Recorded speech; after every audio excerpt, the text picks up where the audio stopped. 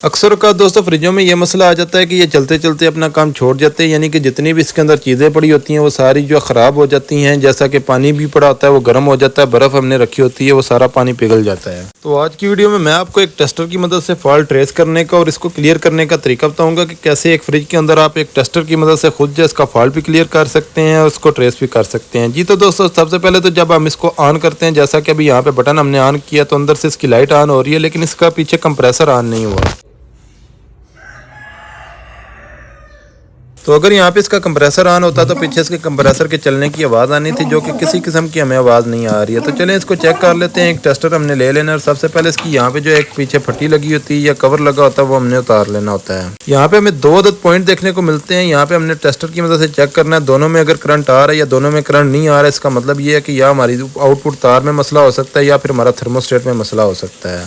तो अगर यहाँ पे दोनों में करंट आ रहा है या दोनों में करंट नहीं आ रहा तो उसका मतलब ये है कि हमारा थर्मोस्टेट खराब है। अगर एक में करंट आ रहा है एक में करंट नहीं आ रहा तो फिर आपने ये दोनों चीज़ें उतार लेनी है और सबसे पहले एक थिम्बल ऊपर वाले पॉइंट पे लगा देना और एक नीचे वाले राइट पे लगा देना है। ये अगर उल्टा होगा तो ये जो राइट वाला है ये हमारा लेफ्ट पे चला जाएगा। जैसा कि हमने को जो है अगर ये नीचे वाला पॉइंट कॉमन नीचे होगा तो हमने इसको ऊपर कनेक्शन देना है। अब सबसे पहले हमने क्या करना है कि पीछे से कंप्रेसर का स्विच ऑन कर देना और नीचे वाले दोनों पॉइंट्स के ऊपर को आपस में शॉर्ट कर देना है। तो अगर हमारा यहाँ पे कंप्रेसर ऑन हो जाता है तो हमने चुप करके रिले और ओवरलोड जो है इसका बदली कर देना है। जैसा कि भी इसके केस में मसला ये है कि इसमें करंट ही नहीं आ रहा, तो इसके लिए सबसे पहले तो आपने जो किसी इस्त्री का भी इस्तेमाल कर सकते हैं या किसी भी चीज़ की मदद से यहाँ पे जो है इसको आउटपुट पे लगा के चेक कर सकते हैं। तो यहाँ पे करंट नहीं आ रहा है। अब हम आ जाते हैं इसके थर्मोस्टेट की साइड पे। यहाँ पे दो स्क्रू लगे होते हैं। इसका कवर उठा के, जैसा कि बल्ब के ऊपर से पहले हमने कवर उठाया तो ये दोनों स्क्रू हमने खोल लेने और यहाँ पे जो है इसका ये पूरा कवर जो है सेपरेट होकर बाहर आ जाएगा। अब दोस्तों इसका यहाँ से नीचे से हम बल्ब निकाल लेते हैं और इसके नीचे थर्मोस्टेट की दो ग्रिपें उतार लेनी है, जो कि अमूमन 4 और 6 नंबर पे लगी होती हैं, या फिर रेड और ब्लैक कलर की जो तारें हैं उनको आपस में जो है थिम्बल की मदद से शॉर्ट कर देना है।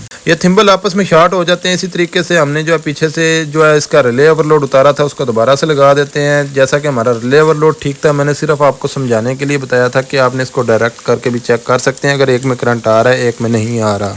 उसके बाद हम अपना स्विच ऑन करके चेक कर लेते हैं कंप्रेसर ऑन हुआ है या नहीं हुआ।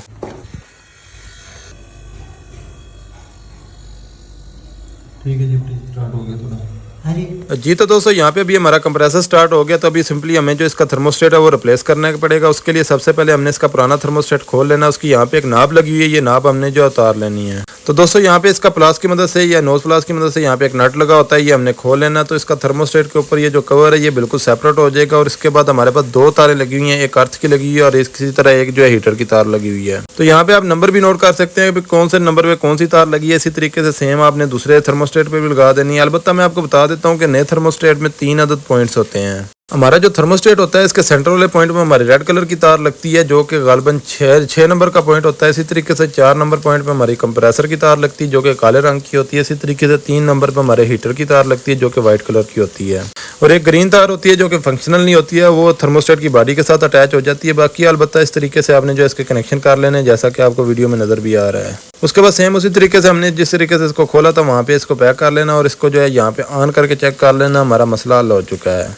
आजकल के मौसम के हिसाब से फ्रिज का जो थर्मोस्टेट का टेम्परेचर है वो 4 या 5 होना चाहिए। तो इसको यहाँ पे जिस तरीके से भी आपने रखना है इस तरीके से आप रख सकते हैं। तो यहाँ पे अभी इसको ऑन करके चेक कर लेते हैं।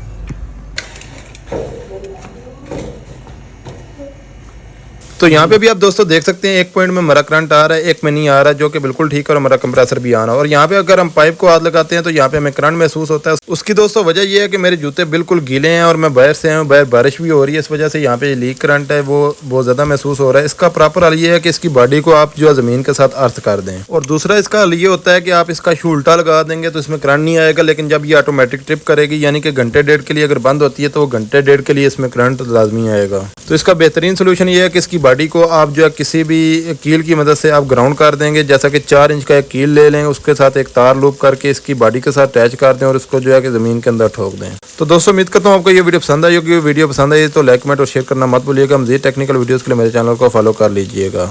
मिलते हैं इंशाल्लाह नेक्स्ट वीडियो में। अपना बहुत सारा ख्याल रखिएगा, दुआ में रखिएगा। अल्लाह हाफिज़, जज़ाकल्लाह।